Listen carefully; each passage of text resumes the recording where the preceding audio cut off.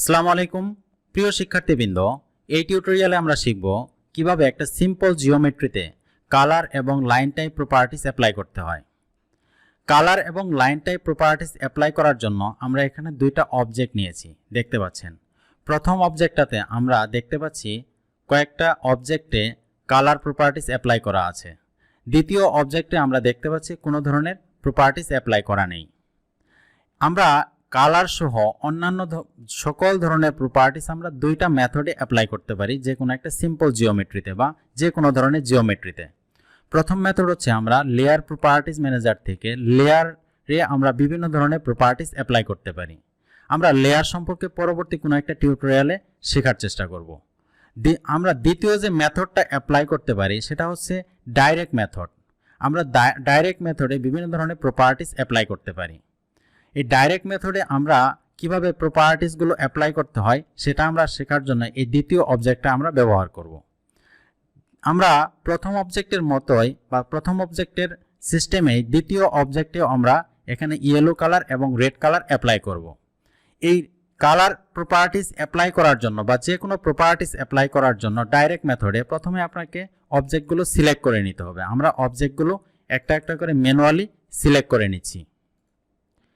অবজেক্টগুলো select হওয়ার পর আমরা কালার ড্রপ ডাউন এরোতে যাব। এখানে অবজেক্ট কালার নামে একটা অপশনস আছে। এই অবজেক্ট কালার ড্রপ ডাউন এরোতে যদি আপনি ক্লিক করেন, দেখতে পাচ্ছেন এখানে বিভিন্ন ধরনের কালার বক্স আছে।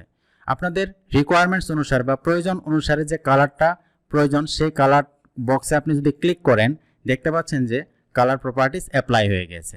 বাট আপনার এই কালারগুলো যদি সাফিসিয়েন্ট মনে না হয় তাহলে আপনি মোর কালারে ক্লিক করবেন। মোর কালারে ক্লিক করার পর এখানে দেখতে পাচ্ছেন বিভিন্ন ধরনের কালার বক্স রয়েছে, হিউজ পরিমাণে কালার বক্স রয়েছে। আপনারা এখান থেকে যে কালারটা আপনাদের পছন্দ হয় সেই কালারটা সিলেক্ট করে ওকেতে প্রেস করলে এবং দেখতে পাচ্ছেন যে আমরা সেই কালারটা আমাদের প্রপার্টিসে বা অবজেক্টে অ্যাপ্লাই হয়ে গিয়েছে। আশা করি বিষয়টা সম্পর্কে ক্লিয়ার হয়েছেন। সিমিলারলি আমরা এই অবজেক্টটাতেও রেড কালার অ্যাপ্লাই করব। অবজেক্টটা আমরা সিলেক্ট করে নিলাম।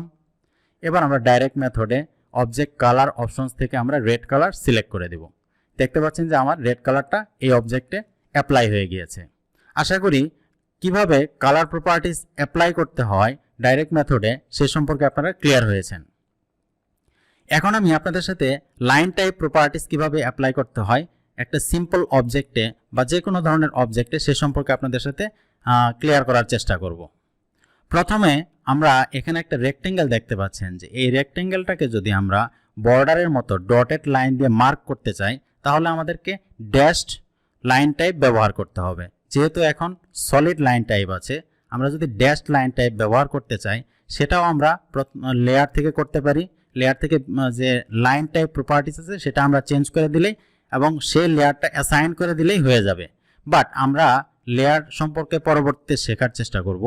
এই টিউটোরিয়ালে আমরা কিভাবে ডাইরেক্ট মেথডে লাইন টাইপ প্রপার্টিজ অ্যাপ্লাই করতে হয় সে সম্পর্কে আমি আপনাকে দেখাচ্ছি। প্রথমে আপনারা এই রেক্টেঙ্গেলটা সিলেক্ট করে নেবেন বা যে বাউন্ডারিটা আপনাদের লাইন টাইপ প্রপার্টিজ অ্যাপ্লাই করবেন সেই বাউন্ডারিটা সিলেক্ট করে নিয়ে এখানে দেখতে পাচ্ছেন যে লাইন টাইপ নামে একটা ড্রপ ডাউন এরো আছে বা লাইন টাইপ একটা অপশনস আছে। এখানে ড্রপ ডাউন এরোতে ক্লিক করলে এখানে বিভিন্ন ধরনের লাইন টাইপ আছে।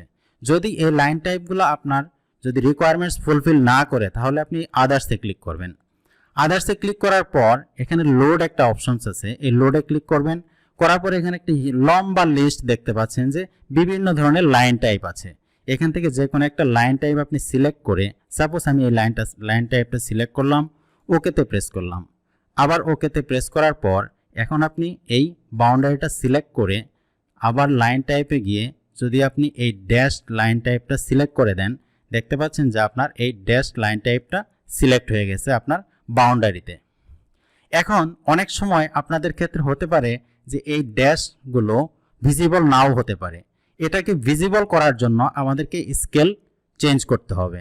এই স্কেল চেঞ্জ করার জন্য প্রথমে আপনারা এই বাউন্ডারিটা বা যেখানে আপনারা লাইন টাইপ অ্যাপ্লাই করেছেন সেটা সিলেক্ট করে মাউসের রাইট বাটন ক্লিক করে প্রপার্টিজ যে অপশনসটা দেখতে পাচ্ছেন এই প্রপার্টিজে ক্লিক করবেন। ক্লিক করার পর এখানে একটা প্যালেট চলে আসবে। এই প্যালেটে দেখতে পাচ্ছেন লাইন টাইপ স্কেল নামে একটা অপশনস আছে। এই লাইন টাইপ স্কেলটা আপনারা চেঞ্জ করে দিবেন। আমি লাইন টাইপটা চেঞ্জ করে 2 করে দিচ্ছি, 1 আছে 2 করে দিচ্ছি এবং এন্টার প্রেস করছি। দেখতে পাচ্ছেন যে এখন ক্লিয়ারলি ভিজিবল যে এটা একটা ড্যাশ লাইন এবং এটা ড্যাশ লাইন দ্বারা বাউন্ডারিটা মার্ক করা হয়েছে। আশা করি বিষয়টা সম্পর্কে ক্লিয়ার হয়েছেন যে কিভাবে লাইন টাইপ প্রপার্টিস অ্যাপ্লাই করতে হয় ডাইরেক্ট মেথডে।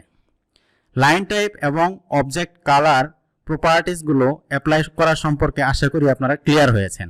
পরবর্তী কোনো একটা টিউটোরিয়ালে অন্যান্য অপশনসগুলো আমরা ব্যবহার করে শেখার চেষ্টা করব। সে পর্যন্ত ভালো থাকবেন। Thank you. আসসালামু আলাইকুম।